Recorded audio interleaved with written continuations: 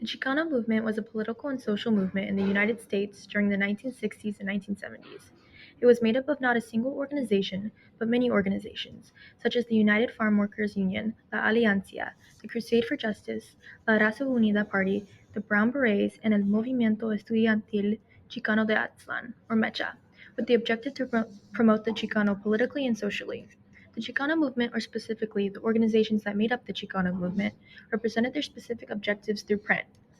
Print, such as newspapers and journals, begets print culture, which is the cultural impact of not just the creation of print, but the distribution of ideas as well. Chicano print culture shared Chicano ideas, locally and nationally, especially during the 1960s and 1970s. Chicano ideas that were growing and flourishing on college and university campuses and youth conferences were able to be planted and shared to a larger and wider audience through Chicano newspapers. The Chicano Press Association was an amalgamation of Chicano newspapers, such as but not limited to El Grito del Norte, La Raza y la Voz. The Chicano Press Association united Chicano newspapers to represent the Chicano movement and the Chicano voice on a plethora of issues. Chicano print culture had an invaluable impact on the Chicano movement, tangibly and intangibly. It was an avenue for Chicanos to not only mobilize but also decolonize their minds, including those within the Chicano movement.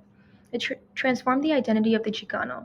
The Chicano was not a foreigner on his or her own land, but a reclaimer of Aztlán, the mythical homeland of the Aztec or Mexican people. However, the Chicana also had an identity to be reclaimed within her own movement. El Plan Espiritual de Aztlán was a manifesto that advocated for Chicano nationalism and self-determination and was adopted at the 1969 Denver Youth Liberation Conference. At the conference, a workshop infamously declared that the Chicana does not want to be liberated, which is far from the truth. The Chicana does want to be liberated. Chicana feminists challenged machismo, a cultural norm of masculine dominance and the subjugation of women. Machismo, especially within the Chicano movement, caused internal conflict with the Chicana. She faced sexism within the Chicano movement and additionally racism outside of the movement. However, Chicana feminists made their own newspapers to uplift their voices, the Chicana Voice. We will examine their influence of Chicana print culture on Chicana feminism. Hijas de Cuauhtémoc was one of the first Chicana newspapers in 1971.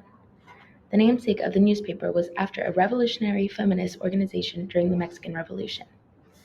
The newspaper focused on the history of the Chicana as well as the Chicana issues in the Chicano movement. It analyzed the intersectionality of the Chicana, not only her race or class, but also her sex. Aztlán was reclaimed not just for the Chicano as a male, but also for the Chicana as a female. And although there were only 3 issues that were published in 1971, Hijas de Cuauhtémoc was important in Chicana print culture because it began a dialogue by and for the Chicana. In 1973, some of the founders of Hijas de Cuauhtémoc, such as Ana Nieto Gomez, Corinne Sanchez, and Marta Lopez, founded Encuentro Femenil, the first Chicana feminist journal. Encuentro Femenil focused on scholarship and activism. It developed some of the first Chicana studies from the politics and the Chicana movement to Chicana intellect and politics. Chicana feminism is how it is today because of Chicana print culture. It was the way the ideas were shared locally and nationally, especially during the 1960s and 1970s. Maylee Blackwell, professor in the Cesar E. Chavez Department of Chicana and Central American Studies and the Department of Gender Studies at the University of California, Los Angeles, argues in her book, Chicano Movidas, New Narratives of Activism and Feminism in the Movement Era, that print culture serves as a counterpublic in which Chicana feminists were able to use their voices in spaces that they were not as heard in or the first to be listened to. Chicana feminists were able to unite with other Chicanas, as she states, cross-regionally and eventually nationally and internationally. Chicana print culture transformed the Chicana consciousness.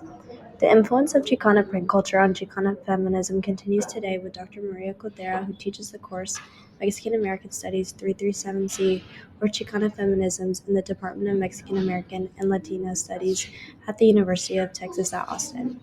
She is an associate professor and graduate advisor and the director of Chicana por Mi Raza Digital Memory Project and Archive, which is where we were able to find and share many of the Chicana newspapers in our project today.